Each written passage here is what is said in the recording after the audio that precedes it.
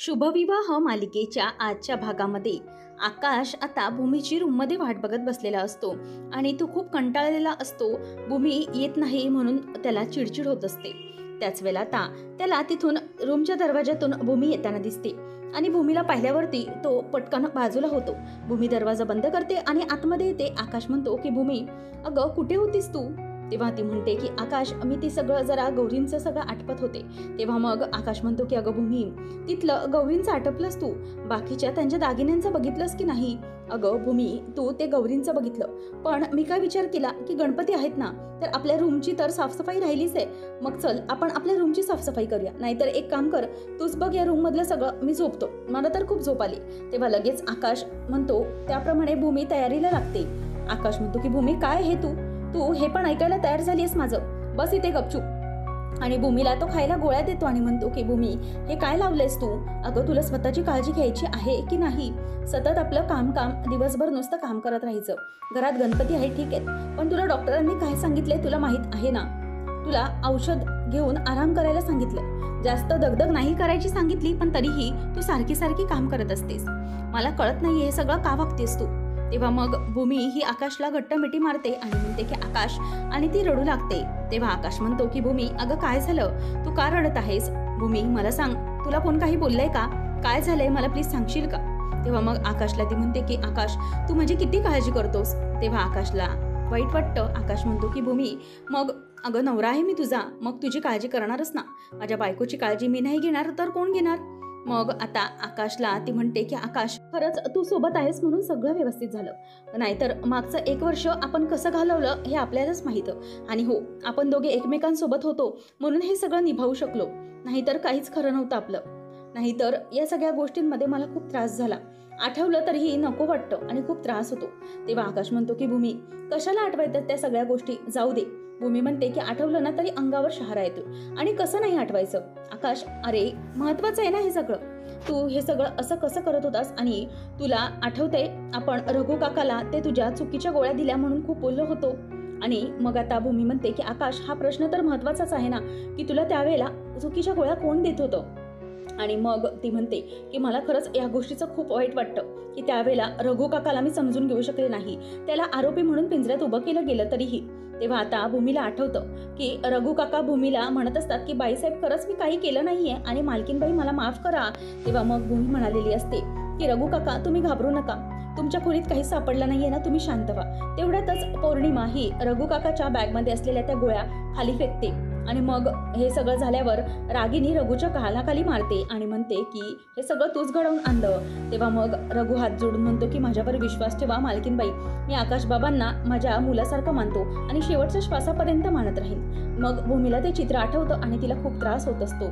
आकाश म्हणतो की भूमी, प्लीज ते आठवून त्रास करून घेऊ नको.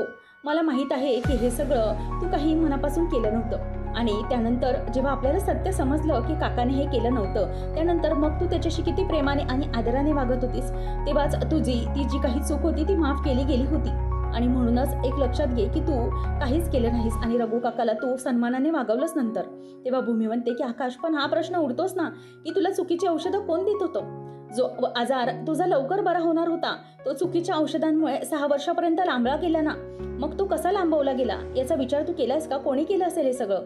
आणि मग रघु काकानंतर तुला गोळ्या कोण देत होतं? तेव्हा भूमीला तो म्हणतो की आई, म्हणजेच तेव्हाची आत्तू मला माझ्या गोळ्या देत होती. आकाश म्हणतो की काय झालंय, पण आत्तू तर असं करणं शक्यच नव्हतं. तेव्हा भूमी म्हणते की आकाश, पण मग मला एक गोष्ट सांग की त्याच्यानंतर तुला त्या गोळ्या कोणी प्रिस्क्राईब केल्या होत्या? तेव्हा मग तो म्हणतो की आत्तूच्या डॉक्टरने. आणि नंतर मग ती म्हणते की मग तुला गोळ्या कोण द्यायच्या? तेव्हा आकाश म्हणतो की आत्तू, पण हे सगळं ती करणं शक्यच नव्हतं ना. तेव्हा आकाशला ती म्हणते की आकाश, तू सगळ्याचा प्लीज जरा विचार कर ना.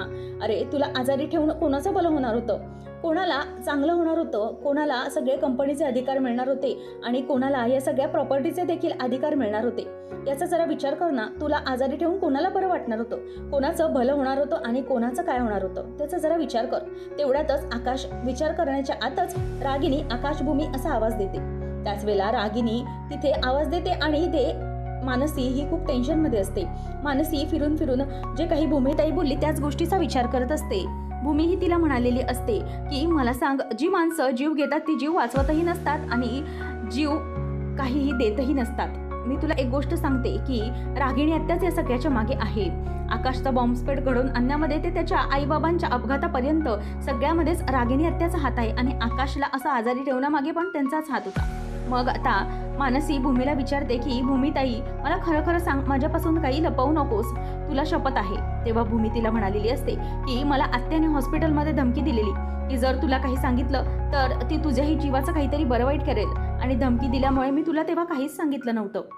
आणि या सगळ्या गोष्टी मानसीला आठवून तिला अस्वस्थ होत असतं. त्याच वेळेला तिथे आता अथर्व येतो आणि म्हणतो की अरे आज किती मजा आली म्हणून सांगू, धमाल केली फक्त आणि दमलोय. अगं तुला माहितीये आज गौरींच्या आसनाची आरास काय एक नंबर झाली. आजीने सगळी जबाबदारी माझ्यावर दिलेली म्हणून मी ती अत्यंत चोख पार पाडली. तू बघशील ना तर तुलाही ती खूपच आवडेल. बरं म्हणू, ऐकलंस का, उद्या आपल्या घरी गौरींचं आगमन होत आहे. मला असं वाटतंय की तूही छान छान नटून सजून तयार व्हावीस, अगदी गौरीसारखी, आणि तूही छान नथ वगैरे घालून गौरींसारखीच तयार हो. मला ना तुला सकाळी उठल्यानंतर त्या रूपामध्ये बघायचं आहे. माझी गौरी आहेस ना तू, मग तुला छान नटलेलं सजलेलं मला पाहायचंय. काय झालंय म्हणू, ऐकतेस ना माझं, तू कुठे हरवली आहेस तू, असं अथर्व तिला विचारत असतो. तेव्हा मात्र मनू ही त्या भूमीने सांगितलेल्या आणि रागिनींच्याच विचारांमध्ये असते आणि ती खूप डिस्टर्ब असते. तेव्हा मग तो म्हणतो की मला सांग ना मनू, तुला कोणी काही बोललंय का, प्लीज माझ्याशी बोल ना. आणि तो तिला जवळ घ्यायला जाणार तेवढ्यातच मानसी उठते आणि म्हणते की काय चाललंय तुझं, जरा प्लीज शांत हो ना, मी जरा काहीतरी विचार करते आणि तुझं आपलं चालूच आहे. त्याच वेळेला मग आता ती विचार करते की अथर्वला सगळं सांगून टाकू, पण मात्र भूमीने तिला अडवलेलं असतं. भूमी म्हणते की म्हणू तू विचार कर की अथर्व सहजासहजी या गोष्टीवर विश्वास ठेवेल का की त्याची आई असं करू शकते. तो नाही विश्वास ठेवणार. तर मानसीने अथर्वला सांगितलेलं असतं की तुझी आई एक नंबरची कटकारस्थानी आहे, आतल्या गाठीची आहे. हे ऐकल्यानंतर अथर्व खूपच चिडलेला असतो आणि तो म्हणत असतो की हे बघ, काहीही बोलू नकोस मानसी, माझ्या आईबद्दल काही मी ऐकून घेणार नाही. आणि तिच्यावर त्याने हात उगारलेला असतो. नंतर मग अथर्व पुन्हा उठून येतो आणि म्हणतो की मानसी काय झालंय, आईबाबांची आठवण येते का, त्यांना कॉल लावून देऊ का मी, बोलतेस का त्यांच्याशी, की तुला कोणी काही बोललंय घरामध्ये, प्लीज मला सांग काय झालंय, मी सगळं सॉर्ट करतो. तेव्हा अथर्ववर मानसी चिडत म्हणते की प्लीज अथर्व शांत हो ना, तू का माझ्यासारखा मागे मागे लागलायस, प्रत्येक गोष्ट तुला का सांगायला हवी.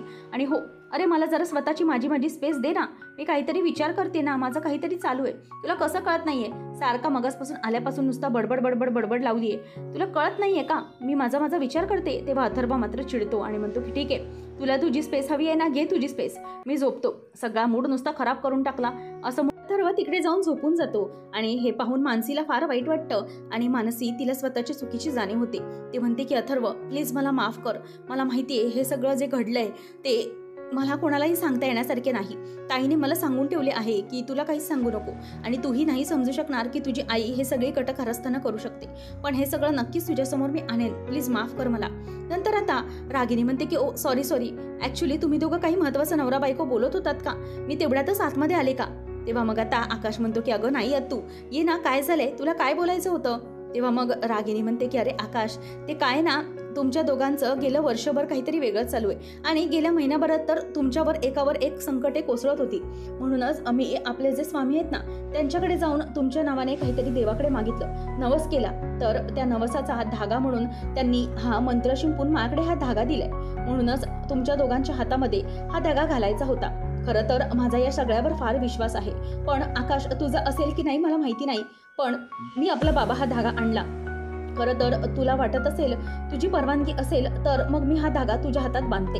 तेव्हा मग तो म्हणतो की आई तू मला आज्ञा कर, मला सांगू नकोस, मला आज्ञा कर, तुझी आज्ञा हाच माझा शब्द आहे आणि तोच मी पालन करणार. आणि तो हात पुढे करतो आणि रागिनीला तो हातामध्ये धागा बांधायला सांगतो. त्याच वेळेला तो धागा बांधत असताना भूमी रागाने त्यांच्याकडे बघत असते. भूमीला या गोष्टीची खूप चिड येत असते. मनातच ती म्हणते की आत्या किती बनेल आहे, काहीही करून ती आकाशला सत्याच्या बाजूने फक्त वळवण्याचा प्रयत्न करते.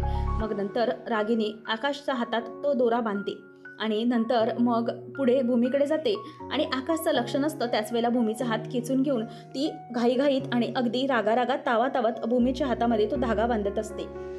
आणि ह्या सगळ्यांनी भूमीला खूप राग येत असतो. पण मात्र जेव्हा तिचा धागा बांधून होतो तेव्हा आकाश तिथे बाजूला उभा राहतो आणि मुद्दामच मग रागिनी आणि भूमी हसण्याचे नाटक करू लागतात. आणि नंतर आता आकाश म्हणतो की बघितलंस भूमी, तू मला म्हणत होतीस ना की हे सगळं मागे कोणाचं तरी कटकारस्थान असणार, पण बघितलं माझी आई सुरक्षा कवच घेऊन माझ्या मागे उभी आहे, तर मग कोणाचंच काही होणार नाही. आणि तू मगाशी म्हणत होतीस की गोळ्या देण्यामागे कोणाचं काय होतं, तर मग आत्याने हे सगळं प्रश्न बाजूला टाकले. जिथे आत्या असेल तिथे काहीच घडू शकत नाही, तिथे सगळं काही व्यवस्थितच होणार अशी मला खात्री आहे. तेव्हा मग रागिनी म्हणते की बापरे, तुमचं काही बोलणं चालू होतं आणि मी मध्ये आले, असे काही झाले का? नाही म्हणजे कशाबद्दल बोलताय तुम्ही? तेव्हा आकाश म्हणतो की अगं, भूमीच्या मनात प्रश्न येत होते की मला चुकीच्या गोळ्या देऊन कोणाचं काही भलं होणार होतं. पण आकाशला लगेच रागिनी म्हणते की आकाश, हो, तो एक प्रश्न उद्भवलाच आहे आणि तुला काय वाटतं मी त्या गोष्टीकडे दुर्लक्ष केलंय? तर अजिबात नाही. तू बरा झालेला असलास आकाश तरी त्या गोष्टीचा शोध चालू आहे.